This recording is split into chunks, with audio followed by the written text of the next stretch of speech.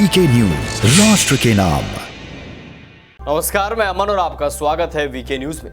Corona काल में सोनू सूद का नाम सबसे ऊपर आया। कई लोगों ने भगवान बताया तो कई लोगों ने हीरो। कमाल है कि जिसकी मदद सरकार नहीं कर पा रही थी, प्रशासन के हाथ पैर फूल रहे थे, वहां सोनू सूद मसीहा बनकर आया। एक ट्वीट और मदद हाजिर। ऐसे में कुछ सवाल लोगों के जहन में भी घूम रहा था कि पर ये हीरो मदद कैसे कर रहा है और कौन कौन इसके पीछे था। जाहिर है कि इनकम टैक्स विभाग के भी दिमाग में भी यही सवाल कौंध रहे होंगे और शायद हो सकता है कि इन्हीं सवालों का जवाब तलाशने के लिए आईटी विभाग सोनू के घर पर छापा मारा। इस छापे को लेकर भी सियासी बवाल शुरू हो गया। कोई इसे मोदी सरकार की तानाशाही बताने लगा तो कोई आईटी विभाग पर ही सवाल उठाने लगा। और अब बॉलीवुड अभिनेता सोनू सूद का नाम 20 करोड़ रुपए से अधिक की टैक्स चोरी में सामने आने के बाद हड़कंप मच गया है। उनका नाम सामने आने के बाद इस मामले में और भी कई तरह के खुलासे हो रहे हैं। आयकर विभाग द्वारा सोनू सूद के कई ठिकानों पर छापेमारी की गई और इसमें विभाग को भी बड़ी सफलता भी मिली है। बताया जा रहा है कि कई कंपनियों ने तो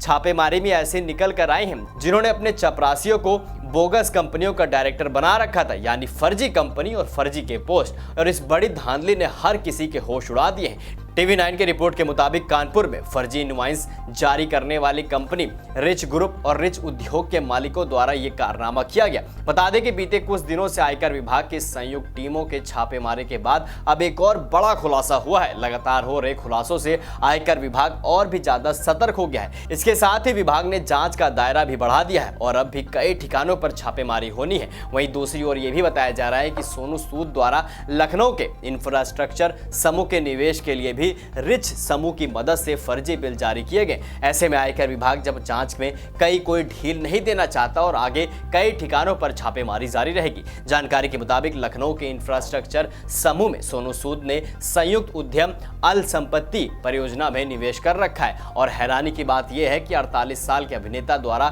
निवेश टैक्स चोरी और बिलिंग्स में गड़बड़ी करके किया गया था। इस समूह का नाम भी फर्जी बिलिंग में शामिल है। आयकर विभाग को जांच में 65 करोड़ के फर्जी बिलिंग के सबूत मिले हैं। आपको बता दें, अभिनेता की ओर से स्थापित चैरिटी फाउंडेशन ने 1 अप्रैल 2021 तक 18.90 करोड़ रुपए का दान जुटाए। इनमें से 1.9 करोड़ रुपए खर्च किए गए, जबकि 17 करोड़ बिना इस्तेमाल के खाते में ही है। चैरिटी फाउंडेशन ने विदेशी योगदान अधिनियम के नियमों का उल्लंघन करते हुए क्राउड फंडिंग प्लेटफॉर्म पर विदेशी दानदाताओं से 2.5 करोड़ रुपए जुटाए हैं। आईटी विभाग ने 11 लॉकर जब्त किए गए और फिलहाल आयकर विभाग इस कदम में आगे बढ़ा रहा है कि आगे जांच की जाएगी। जांच जारी है और उम्मीद है कि आगे भी कई बड़े खुलासे हो सकते हैं। विभाग द्वारा मुंबई में सोनू सूद और इंफ्रास्ट्रक्चर कारोबार में लगभग लखनऊ के समूह के मुंबई है, लखनऊ, कानपुर, जयपुर, दिल्ली और गुरुग्राम स्थित 28 परिसरों की जांच की जा रही है। बता दें कि यह जानकारी सीबीडीटी के प्रवक्ता सौरभ ने दी है। ऐसे में सोनू सूद की मुश्किलें बढ़ते जा रही हैं और कमाल है कि इन खुलासों के बाद